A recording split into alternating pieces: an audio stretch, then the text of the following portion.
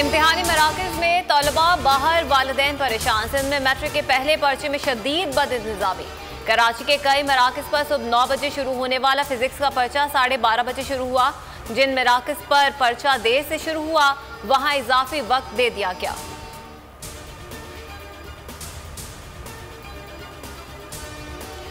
सिंध में मैट्रिक इम्तिहानात के आगाज के साथ ही बूटी माफिया सरगर्म। कराची में पर्चा शुरू होते ही आउट हो गया। इम्तिहानी मराकज़ पर 200 रुपए में हलशुदा पेपर बिकता रहा।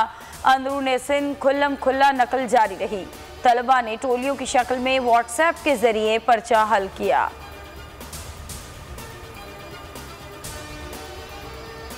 वज़ीर-ए-आज़म इमरान खान कुछ देर में गवादा पहुंचेंगे। मुख्तलिफ तरक्याती मनसूबों का संग बुनियाद रखेंगे। गवादा बंदरगाह पर तरक्याती मनसूबों का जायजा भी लेंगे। Chairman CPEC authority Asim Salim Bajwa ने दौरे को तारीखी करार दे दिया।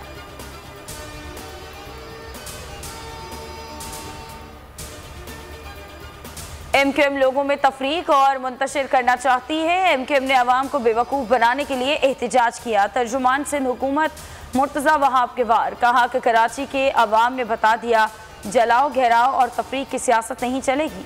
चंद सिलेक्टेड लोग कोशिश कर लें, कामयाब नहीं हो पाएंगे।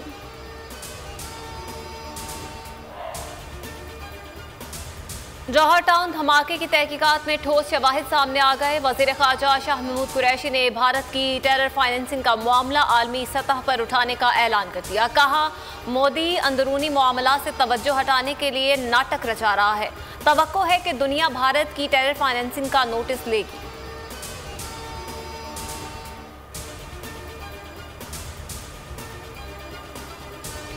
नवाज शहबाज और मौलाना ने PDM को मजीद मुतहरिक करने के लिए कमर कस ली। नवाज शरीफ का फजल रहमान और छोटे भाई से टेलीफोनिक राबता। स्वाद जलसे की कामयाबी पर मुबारकबाद दी। मौलाना ने आइंदा जलसों में नवाज शरीफ को भी खिताब की दावत दे दी। कहा कि अवाम आपको सुनना चाहते हैं।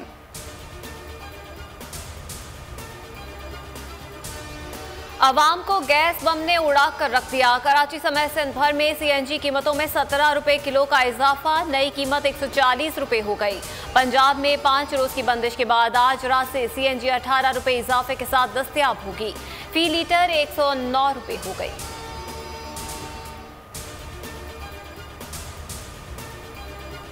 फाइनेंस बिल 2021 में गज़ा अद्वियात के अलावा अशिया पर रियायती सेल्स टैक्स खत्म। तमाम अशिया पर 17% टैक्स लागू होगा।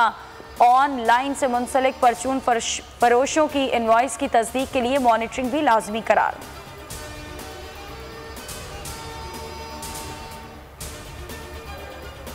आसिफ अली जरदारी की मुश्किलात में इजाफा। प्रॉपर्टी का एक और केस निकल आया। न्यूयॉर्क में साबिक सदर के मुबैना अपार्टमेंट की नैब तहकीकात। गिरफ्तारी से बचने के लिए आसिफ अली जरदारी ने इस्लामाबाद हाई कोर्ट से रुजू कर लिया। जमानत कबल अज गिरफ्तारी की दरख्वास्त दायर कर दी।